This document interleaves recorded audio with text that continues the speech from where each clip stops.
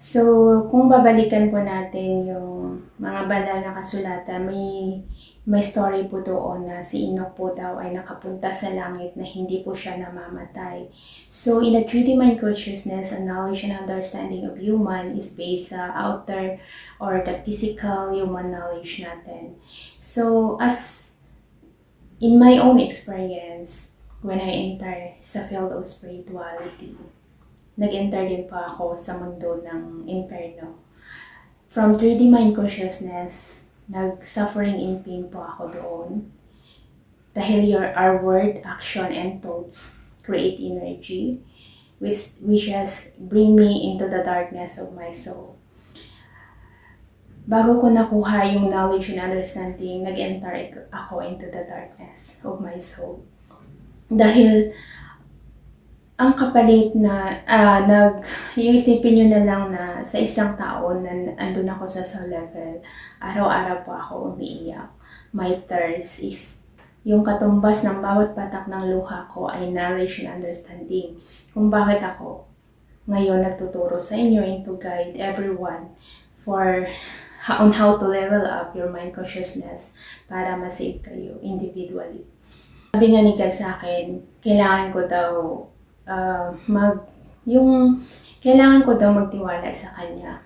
Pero from 3D mind consciousness, kailangan mo kasi harapin yung darkness mo, dark side mo, to defeat it and to learn a lesson. Dahil nung panahon ko kasi wala pa talagang nagtuturo sa akin, which is kasama ko lang dun is mga angel nga lang yung kasama ko dun. And they give me energy, courage, strength, they guide me, they give me inspiration. And minsan, through energy talaga ginaguide nila ako. Kung bakit na kayanan ko yung pagsubok na yun sa buhay ko sa loob ng isang taon sa mundo ng spirituality. And na-reach ko yung ascension, which is I enter my soul into a kingdom of heaven without dying in my physical human body. So, paano po natin yun nagagawa as a human? Paano ni Enoch nagawa yun as human na hindi namamatay? Na naka-enter ka into a kingdom of heaven and naka-enter ka sa inferno na hindi ka namatay. So, simple lang po yung mga sagot doon. In a field of spirituality, where basis sa knowledge and understanding sa soul level natin, which is we need to understand the energy, the feelings. Each word kasi may katumbas po yan na energy at saka feelings. Kasi as a human, meron po tayong 5 senses sa katawan natin, which is ito po ay gumagana sa mundo ng spirituality. So, ihalimbawa natin, kapag ang isang tao ay nakumatos, wala ka pong physical human body at the time, pero yung spirit mo gumagala kung saan-saan. Andun yung sense of feelings mo, may sense of touch ka doon, may taste ka po doon sa skin mo, makakarinig ka din doon. Basta lahat ng 5 senses ng katawan mo ay gumagana sa mundo ng spirituality. Yan po yung pinapagana sa field of spirituality. Yung 5 senses natin sa katawan natin dapat marunong po tayo gumamit noon sa mundo ng spirituality. Kung bakit ang taong nakumatos, gumagala kung saan-saan nakakarating, yung iba bumabalik pa sa katawan, pero yung iba talaga hindi na bumabalik dahil sa kung ano yung narating nila, parang kung gusto na nila doon tumira, na parang maganda yung napuntahan nila, parang nasatisfy na sila at ayaw na nila bumalik sa mundo, sa katawan nila, kung bakit merong namamatay, yung iba nabubuhay. Kung i-observe natin yung mga tao na naka-experience ng near-death experience, sila po yung mga tao na kung magsalita, napaka-word na po, na iba na po yung the way nila to speak. It's because na in the field of spirituality, once na yung body mo, makumatos na yan, na na yung soul mo ay kaya niyang pumunta into a different dimension. Nakadepende po sa soul kung saan gusto niya pumunta into experience. Kung bakit, kung saan man siya makakapunta, that is the knowledge and understanding na madadala niya sa paggising niya kung gusto niya pa bumalik sa physical human body niya. So may second na paraan pa ay yung sa time na pagtulog natin gabi-gabi. As a human po, natutulog tayo. May dream po tayo every night. So, actually po, yung soul natin, wala po yan sa physical human body natin sa gabi, sa tuwing nananaginip po tayo. Pumupunta po siya into a different dimension. Depende po kung saan natin gusto makapunta. Doon po siya pupunta yung soul natin, mag-enter po siya doon. Kung bakit issue past, iba yung panaginip natin as a human. May magaganda at merong hindi maganda. So, ang nangyayari po doon sa soul natin is siya po ang pumupunta, naghihiwalay po yan sa physical human body natin, pumupunta siya sa kabilang mundo. And kung bakit namimit natin yung mga kamag-anak natin na patay na, yun po ang dahilan. Pero kung pakiramdaman po natin yung sarili natin, lahat ng 5 senses of our body is present sa dream natin. Meron tayong sometimes dream na tumatakbo tayo, pero napapagod tayo. May dreams tayo na kumakain tayo, na kaya natin lasahan yung pagkain. May dreams tayo na nasasaktan tayo, yung umiiyak tayo. Yes, the feelings is there. So, yan po yung mga halimbawa na yung 5 senses natin is gumagana sa mundo ng spirituality. So, ang tao naman na natutulog, na nagkaroon po siya ng bad dream, yun po yung naka-cardiac arrest. Dahil po ito po ay a dream, para siyang dream inside a dream. Kaya dahil po, kaya mong makita, different kasi yung experience ng tao sa ganung pamamaraan. Yung dream mo, kaya mong i-dream yung katawan mo na natutulog pa, parang yun, nakikita mo yung sarili mong katawan, nakikita mo yung sarili mong soul, na parang umaalis siya sa katawan mo. Kung bakit ang tao na dream inside a dream, mahirap po siya gisingin. Nakadubli po kasi parang dubli yung protection niya sa sarili niya, na mahirap po siya gisingin. So, bakit po ba namamatay yung tao habang natutulog? So, kung sa science, may explanation sila. In a field of spirituality, there is an explanation. Dahil yung 5 senses natin, gumagana pa rin po siya sa field of spirituality. So, dahil ang 5 senses of our body is present sa field of spirituality, kung bakit dito po nagtitrigger kasi yung mga dark energy or dark emotion natin, yung hatred and pain natin. So sa soul level, kapag meron kang galit sa puso mo, isa to na paraan na i-trap ng darkness yung soul mo. Kung doon ka makatch sa kanila, makikita mo yun. Yung fear mo as human, yung gagamitin nila. Kasi using your own fear as human, parang binibigyan nyo sila ng lakas na magiging malakas sila over you. Kung bakit sila nagiging malakas sa dream mo. So, doon, makikita mo, kalaban mo, makikita mo dyan sa dream mo. Which is present, yung 5 senses of your body, mararamdaman mo yun lahat, makita mo, marinig mo, lahat. Lahat dun ay parang reality talaga siya sa palagay mo, parang totoong-totoo talaga siya nagaganap. But actually, it's a dream. May makikita ka doon ng mga black images, shadow that will make you fear. Kumbaga, parang takutin ka niya, natakutin ka. Dahil alam niya takot ka, kaya tinatakot ka niya. Kung bakit nagiging dahil doon sa takot mo, syempre mag-struggle ka sa human. Doon ka na mag-struggle, doon ka na magsimula na syempre sa sobrang takot mo is kinakabahan ka na. So kung bakit yung ibang tao ay namamatay, yun yung dahilan kung bakit nagkakaroon ng cardiac arrest ang isang tao dahil po sa dream niya na hindi maganda. Bangungot tawag doon. So isang paraan po para po ma-overcome ng bawat individual na tao yung fear nyo sa mga ganong pangyayari. When a person dream inside a dream, mahirap po siya gisingin kasi 2 beses ka po yan dapat matulog at gisingin mo yung sarili mo. So, as a human, our thoughts create energy. Ibig sabihin po, our prayer create energy. When we use a silent prayer to our thoughts, it will create energy.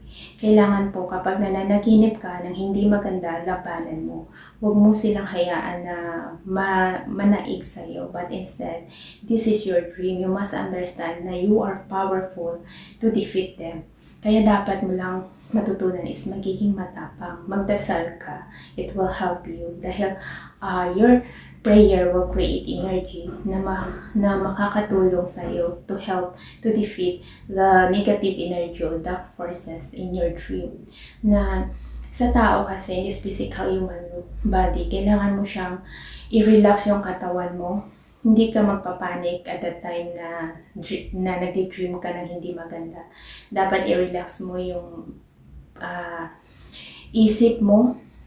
That is, dyan mo gagamitin yung mind over body. I-relax mo siya.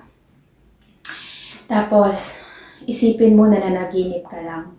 Na kahit anong mangyari, ay itulog mo lang siya ulit. At parang ipikit mo lang ulit yung sarili mo.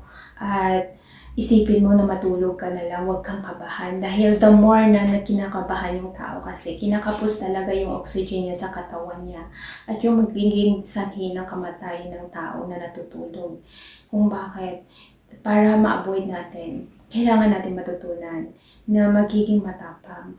Na mag-pray tayo kay God to defeat the negative energy na yun na pinapahirapan ka sa dream mo. Dahil po, actually, that is a present in our body. Yung dream natin na hindi maganda, present po yan. Yan yung dark side natin na kailangan natin i-recognize. But sometimes kasi, as a human, instead of recognizing our bad, yung masamang ugali natin is iniiwasan natin kung bakit once na magpakita po siya sa dream natin, yung ihahunt ka niya, ay dun po ang dahilan kung bakit natatakot tayo. Minsan yung iba namamatay dahil dun sa bad dreams niya.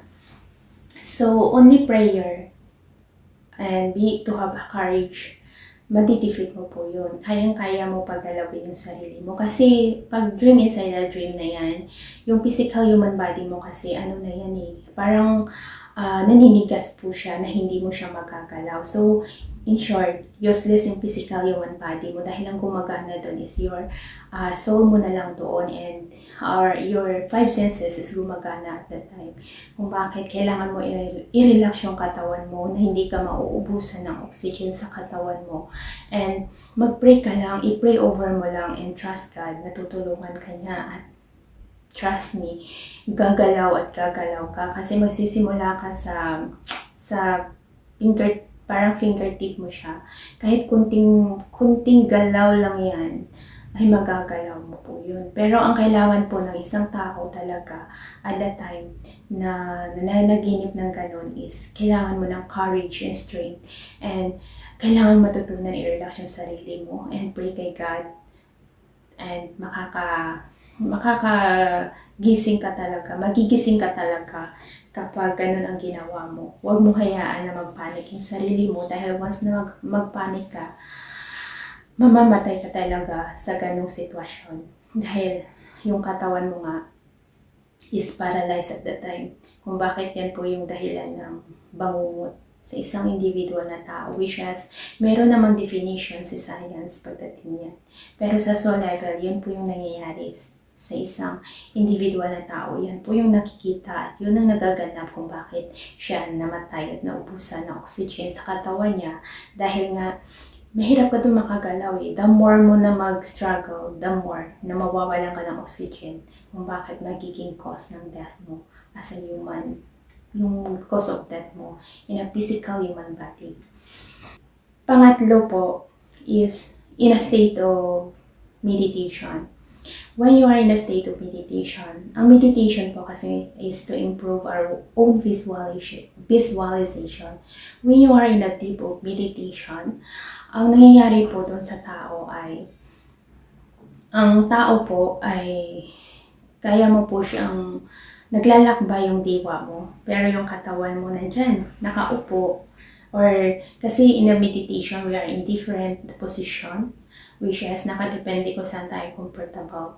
So we have, in a field of spirituality, we have meron pong mga meditation na kailangan natin sundin, yung yung guided meditation. So kung marunong ka na talaga, pwede kang gumawa ng sarili mong meditation. In the part of meditation, in a state of meditation, kung andun ka na talaga sa pinaka-deep ng meditation, ang katawan mo dun is parang natutulog po siya, pero yung diwa mo ay naglalakbay. So, as improving the visualization, parang kang nagigising sa kabilang dimension.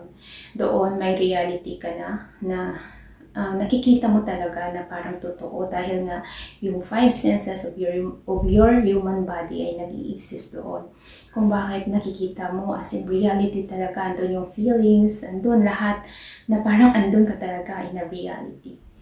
So, yan din po isa sa paraan kung paano tayo pumunta into a different dimension of the world according sa kung ano yung gusto natin, kung ano yung gusto natin ma-experience.